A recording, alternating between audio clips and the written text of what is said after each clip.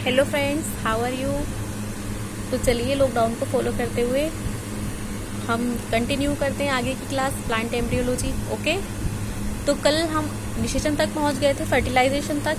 तो एक बार हम रिवाइज कर लेते हैं। कल हमने जितना भी आपको सेक्सुअल रिप्रोडक्शन के बारे में बताया था, कल हमने आपको सेक्सुअल रिप्रोडक्शन के बारे में बताया था कि सेक्सुअल रिप्रोडक्शन जब स्टार्ट होता है और कंटिन्यू होता है और पूरा कंप्लीट होता है, तो तब से तब तक हम इसे पूरी 3 घटनाओं में बांटते हैं। तो हमने आपको फर्स्ट बताया था निषेचन से पहले की घटनाएं, सेकंड आप लोगों को निषेचन के बारे में बताया था, और थर्ड आपको बताया था कि निषेचन के बाद होने वाली घटनाएं। ओके, तो निषेचन से पहले होने वाली घटनाओं में हमने आपको गैमेटोजेनेसिस के बारे में बताया था। गैमेटोजेनेसिस किसे कहते हैं? जब किसी जीव में गैमीट बनना प्रारंभ हो जाते हैं, तब वो अवस्था उसकी कौन सी अवस्था कहलाती है? गैमेटोजेनेसिस की अवस्था कहलाती है। ओके, दूसरी घटना कौन सी होती है? निषेचन या फर्टिलाइजेशन। निषेचन या फर्टिलाइजेशन किसे कहते हैं? मेल गैमीट और फीमेल गैमीट के मिलने से जाइगोट का बनना क्या कहलाता है? निषेचन और फर्टिलाइजेशन कहलाता है। इसके बाद हमने आप लोगों को बताया था कि निषेचन 2 टाइप का होता है, एक्सटर्नल और इंटरनल। तो बाह्य निषेचन किसे कहते हैं? जब निषेचन मादा के शरीर के बाहर होता है तब बाह्य निषेचन कहलाता है, और जब निषेचन की क्रिया मादा के शरीर के अंदर होती है तब इसे कौन सा निषेचन कहते हैं? आंतरिक निषेचन कहते हैं। That's it. इसके बाद आज हम आपको बताएंगे निषेचन के बाद होने वाली घटनाओं के बारे में। ठीक है, तो निषेचन के बाद एक बहुत ही इंपॉर्टेंट घटना होती है जिसे क्या कहते हैं? एम्ब्रियोजेनेसिस या भ्रूण जनन कहते हैं। तो बच्चे, एम्ब्रियोजेनेसिस या भ्रूण जनन किसे कहते हैं? जाइगोट का भ्रूण में बदलना, ठीक है, और भ्रूण का विभिन्न अवस्थाओं से गुजरकर एक पूरे मैच्योर जीव में बदलना क्या कहलाता है? एम्ब्रियोजेनेसिस या भ्रूण जनन कहलाता है। ये डेफिनेशन आप लोग नोट कर लेना। ठीक है, अब जैसा कि आप लोग पहले से जानते हैं कि जो जाइगोट होता है वो किसके मिलने से बनता है? मेल गैमीट और फीमेल गैमीट के मिलने से बनता है। नर युग्मक और मादा युग्मक के मिलने से क्या बनता है? जाइगोट बनता है। ओके, तो अब हम बात करेंगे कि ये मेल गैमीट और फीमेल गैमीट प्लांट्स में बनते कहाँ पर हैं। ठीक है, प्लांट्स का वो कौन सा ऑर्गन होता है जहाँ पर मेल गैमीट और फीमेल गैमीट बनते हैं? ठीक है, तो प्लांट्स के फ्लोवर में क्या बनते हैं? गैमीट्स बनते हैं। ओके, अब प्लांट्स के फ्लोवर के कौन से पार्ट में बनते हैं गैमीट?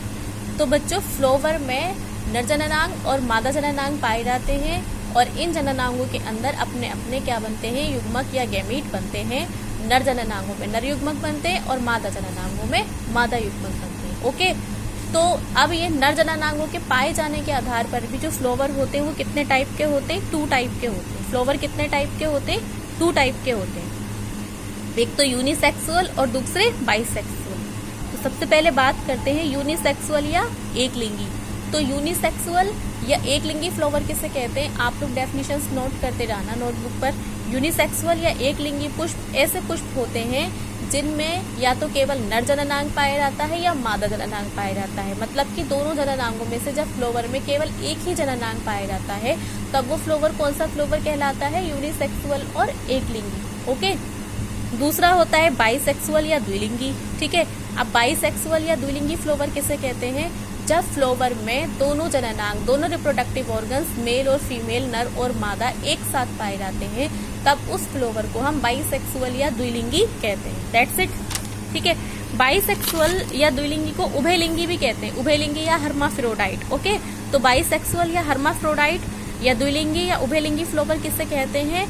जब फ्लोवर में दोनों जननांग एक ही फ्लोवर में पाए जाते हैं तब वो फ्लोवर कौन सा होता है? बाइसेक्सुअल या द्विलिंगी होता है। ओके, अब हम पुष्प की संरचना के बारे में बात करते हैं। ठीक है, कि पुष्प में कौन कौन सी संरचनाएं पाई जाती हैं और कौन कौन से ऑर्गन्स को क्या कहते हैं। ठीक है, तो पुष्प में बाहर की साइड एक चक्र पाया जाता है। सबसे नीचे की तरफ 4 या 5 पत्तियों के रूप में एक साइकिल पाई जाती है। 4-5 पत्तियां एक साथ होती हैं, जिन्हें क्या कहते हैं? साइकिल के रूप में होती हैं, जिन्हें क्या कहते हैं? बाह्यदल या कैलिक्स कहते हैं। ओके, उस साइकिल के अंदर की ओर एक दूसरी साइकिल पाई जाती है। इस दूसरे चक्र को, दूसरी साइकिल को क्या कहते हैं? दलपुंज या कोरोला कहते हैं।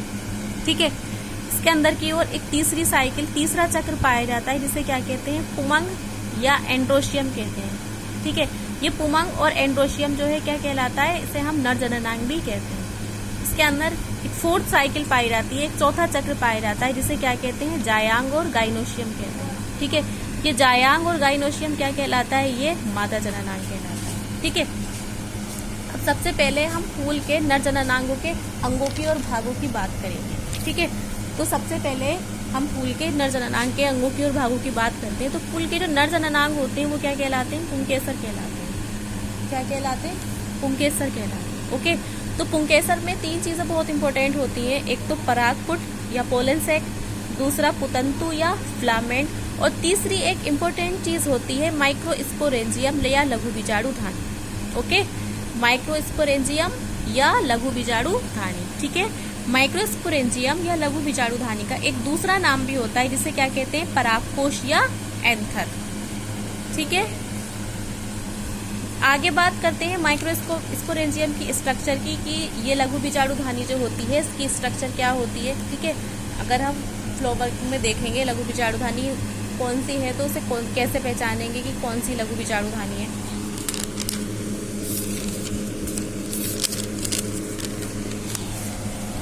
तो अगर हम लघु बीजाणुधानी या परागकोश की स्ट्रक्चर देखें तो हमें वो इस तरह से दिखाई देता है। ठीक है, ये परागकोश या लघु बीजाणुधानी जो होते हैं इसमें 2 लोब्स पाए जाते हैं। ये 2 पालियां दिखाई दे रही है, एक ये और एक ये।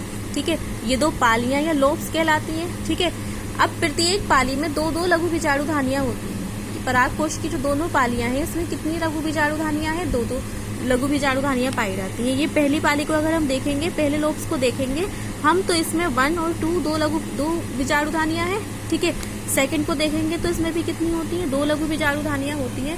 तो इसमें टोटल कितनी है माइक्रोस्पोरेंजियम? 4 माइक्रोस्पोरेंजियम होती है पूरे परागकोश में। ठीक है, ये परागकोश, ये जो लघु बीजाणुधानी है ये रप्चर्ड दिखाई गई है, टूटी हुई दिखाई गई है, जिसमें से परागकण बाहर निकल रहे हैं। ठीक है, और बीच में क्या पाया जाता है? संयोजी ऊतक पाया जाता है, कनेक्टिव टिश्यू पाया जाता है। ठीक है, तो इस तरह से ये परागकोश की या लघु बीजाणुधानी की स्ट्रक्चर होती है। ठीक है, अब हमने आप लोगों को बताया कि माइक्रोस्पोरेंजियम और लघु बीजाणुधानी जो है वो नर भाग में फूल का जो नर जननांग होता है उसमें मेन रोल प्ले करती है। ठीक है, तो लघु बीजाणुधानी क्या बनाती है? अपने अंदर ये परागकणों को बनाती है, और परागकण क्या कहलाते हैं? नर युग्मक कहलाते हैं। ठीक है, यहाँ आप लोग एक चीज नोट कर लेना, नर युग्मक का क्या नाम होता है? जो प्लांट के नर युग्मक होते हैं उनका क्या नाम होता है? परागकण। ठीक है, प्लांट के जो नर युग्मक होते हैं उनका नाम क्या होता है? परागकण। और प्लांट के जो मादा युग्मक होते हैं, फिलहाल मादा की बात नहीं चली लेकिन आप नोट कर लेना, प्लांट के जो मादा युग्मक होते हैं, मादा युग्मक को क्या कहते हैं? भ्रूणकोश, एम्ब्रियो सैक या भ्रूणकोश। ठीक है, तो जो प्लांट के नर युग्मक होते हैं वो परागकण कहलाते हैं और जो मादा युग्मक होते हैं वो भ्रूणकोश कहलाते हैं। जिस तरह से एनिमल्स के नर युग्मक शुक्राणु और मादा युग्मक एग्स कहलाते हैं, इसी तरह से जो प्लांट के नर युग्मक होते हैं वो परागकण कहलाते हैं और मादा युग्मक जो होते हैं वो भ्रूणकोश कहलाते हैं। ये ध्यान रखना, नोट कर लेना। ठीक है, तो ये नर युग्मक या परागकण कहाँ पर बनते हैं? लघु बीजाणुधानी के अंदर बनते हैं। ठीक है, नर युग्मक या परागकण कहाँ पर बनते हैं? प्लांट के कौन से फ्लावर के कौन से भाग में बनते हैं? लघु बीजाणुधानी के अंदर बनते हैं। तो लघु बीजाणु के अंदर नर युग्मक या परागकणों का बनना क्या कहलाता है? लघु बीजाणुजनन कहलाता है। ठीक है, लघु बीजाणुजनन या माइक्रोस्पोरोजेनेसिस किसे कहते हैं?